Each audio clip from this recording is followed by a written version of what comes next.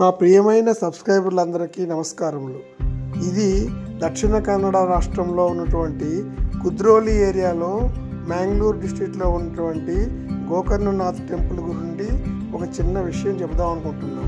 ఈ టెంపుల్ ఆదిమ జాతి వారైనటువంటి బిల్లవాస్ యొక్క నిర్మితం. వీళ్ళ యొక్క గురువు గారు నారాయణ గురు ఈ టెంపుల్ను 1912లో నిర్మించినారు. ఈ జాతి మాతృభాష తులు.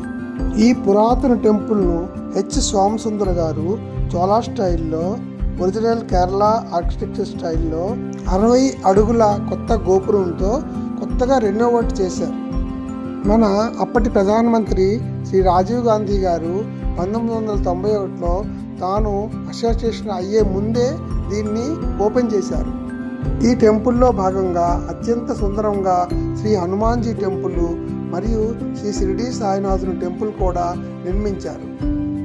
ఈ టెంపుల్లో శ్రీ సత్యనారాయణ స్వామి వారి వ్రతాలు, శని పూజలు మరియు మూకుమ్మడిగా మ్యారేజెస్ చేస్తూ ఉంటారు. వీటితో వచ్చే ఇన్కంతో పేద విద్యార్థులకు స్కాలర్షిప్లు ఇస్తూ ఉంటారు.